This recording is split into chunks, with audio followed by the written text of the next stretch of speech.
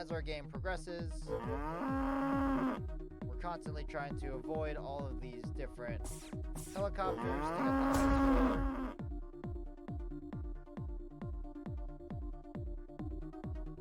Until we get hit by a helicopter.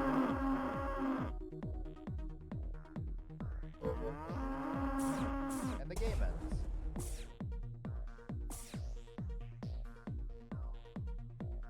If we take a look at the UI, so there's no health or anything, but there definitely is a score. We get this game over text and we can restart our game.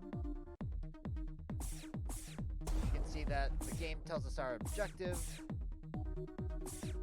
And I believe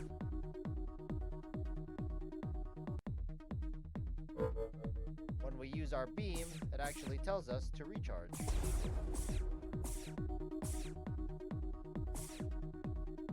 So, in this design document, we control a UFO in this top-down game where arrows and mouse clicks make the player move and interact with other objects in the game. During the game, cows and helicopters appear from the top of the screen, and the goal of the game is to pick up as many cows as possible to gain score while avoiding helicopters. There are sound effects when a cow is picked up, a beam is activated, or a helicopter fires a projectile. There are particle effects when the UFO is hit and when the beam is activated. There will also be background music.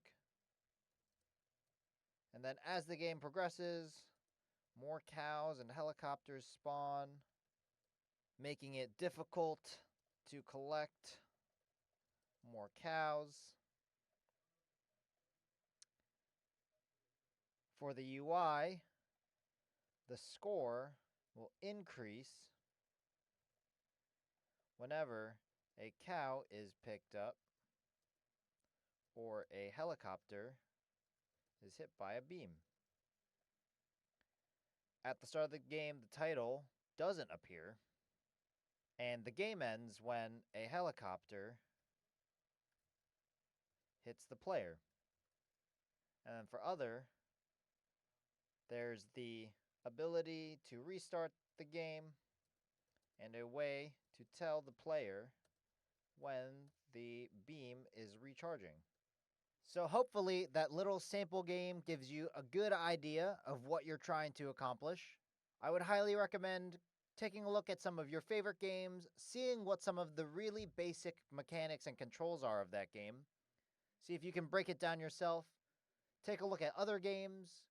Go watch videos online, reviewing other games and their play styles and mechanics, and see what you can learn as you try to figure out your own project that you're trying to develop. So take a look at your blank design document, go review other games, and we'll see you in the next step.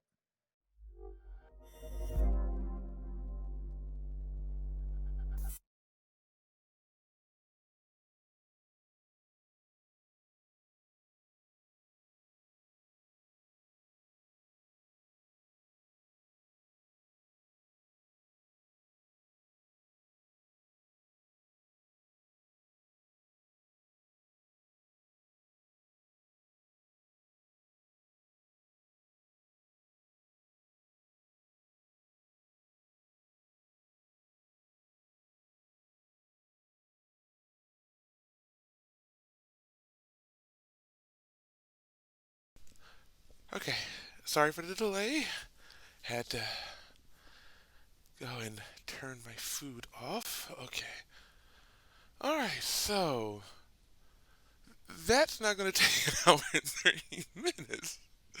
That's good for you to research and, like, okay. Um, let's just continue. Let's keep going.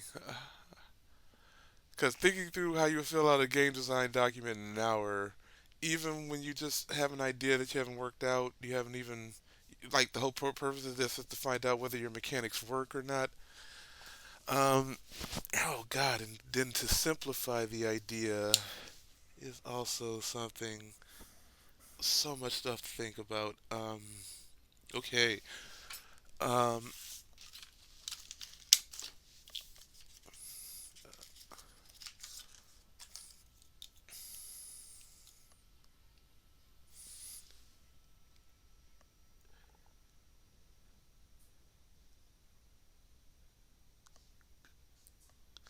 um,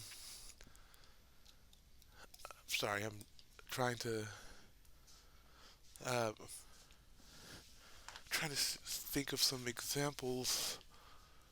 Okay, because I figure it would have to be games that would kind of fit what you're trying to do. That would be the stuff that I'm leaning towards. So, again, this is so much stuff to think. I'm trying to do this all on Twitch. Well, do it live essentially. So when I have time, essentially, I this is my chance to learn and also be able to um, express my thoughts and think aloud as well, and also maybe one day also be entertaining at it. But yeah, being the fact that I didn't uh, look ahead to see what was asked of me, like this is a lot of things to think about, and we got 3 hours to go. So I guess let's keep going. Well, now that we've seen an example, but let's complete your project concept version one. Oh, oh, I guess we can do that today. It doesn't have to be an hour and 30 minutes. We have time, and we can bounce around. And I have some ideas of ways of getting some inspiration. Um, we may have to go through other avenues and okay, let's continue the video. Let's move on to this one. Let's come up with our own project. So basically, fill that out and then complete the timeline, and then complete the sketch, and then there's a recap. Okay, so let's do all of this, and then we'll just go over it. We'll go over my project. All right, here we go.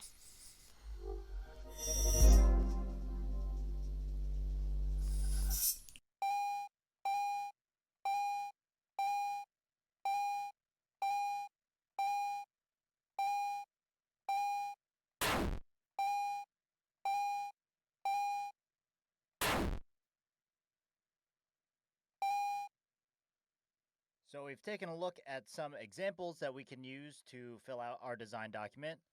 And now we're going to try and fill out our project concept itself. So what I'm going to do first is I'm just going to enter in my name and today's date.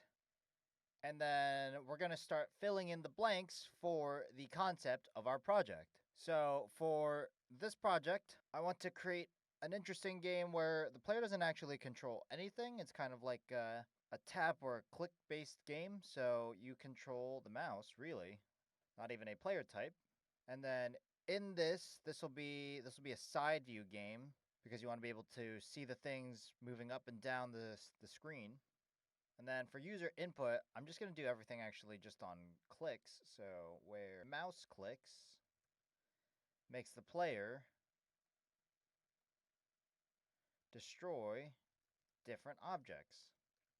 So I'm imagining maybe there's something like crates flying up in the sky. So for basic gameplay during the game, we'll say some crates, and then maybe like a bad and a bad item appear from the bottom of the screen flying upwards. And the goal of the game is to get a high score while not missing any of the crates. Let's see, and then for some sound effects, it would definitely be really cool to have sound effects when you click a good or bad object. And then for particle effects, small particle explosions when the objects break.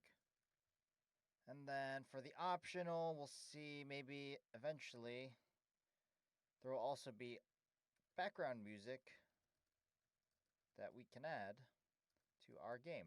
So maybe that'll make our games just feel a little bit cooler, more fun. For the gameplay mechanics, as the game progresses, we can make it so that more and more objects spawn over time. So that makes it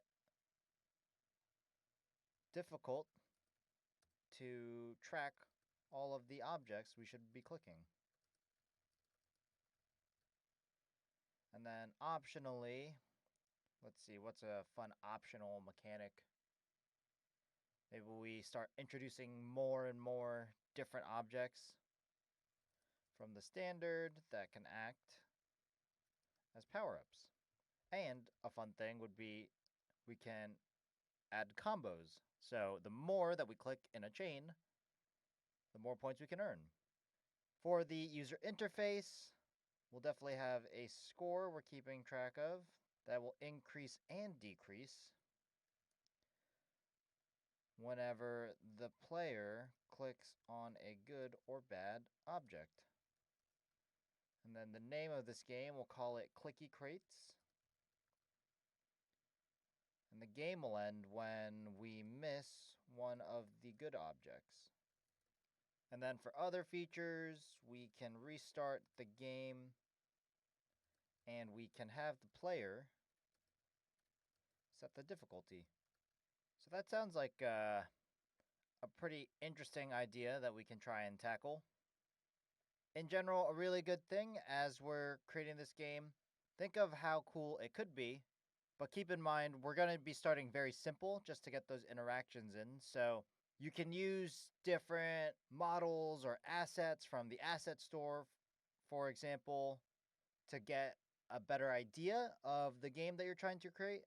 But at the end of the day, try to keep the gameplay as simple as possible so then we can add in whatever different models or assets we want to use for the different objects in our game later. So eventually, maybe these crates could be something different, could be like animals that we're trying to catch or something like that. Another good tip is that this is a good opportunity to catch yourself if you're being really ambitious. One of the good signs of that is if you're filling out a lot of information for each of these different boxes, that's probably a good sign that you're taking the project a little bit too far. That'll be a really big problem when we get to the next section of filling out our timeline because there's only so much time that we'll have to create these different projects. So you want to make sure that you try and keep this project to as simple and precise as possible and just try and focus on making it a fun and enjoyable experience that you can learn from. Another thing too is that these could all just be guesses. This could change my user interface. Maybe instead of having a score, I'll have a timer instead or something like that. Maybe I'll even add in like indicators for where those objects are coming from. Who knows? Maybe I'll not use sound effects and I'll just use something else. These things could all change depending on as I create my project, as I test it out and put it in front of other people. It could change over time. That's totally okay. That's kind of the goal of what we're creating. It will be something that might look a little different by the end of it just because of different input that we've gotten from our friends or family, classmates, or teachers. A really good first step to kind of see what people think of this idea that you have is after you've completed your project concept, go bring it to one of those people. Bring it to a family member or one of your friends. Talk about your game. Have them read through this document. See if they actually understand what you're trying to explain. Otherwise, maybe that's a good opportunity to make things a little bit more clear.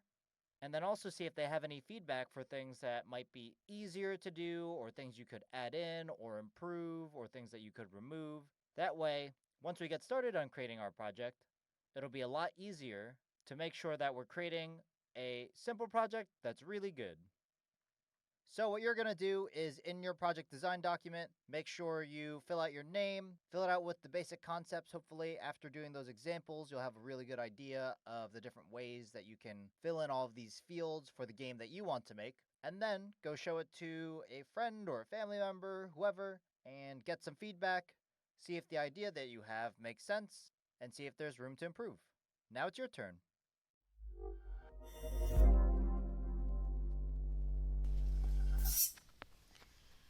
Okay.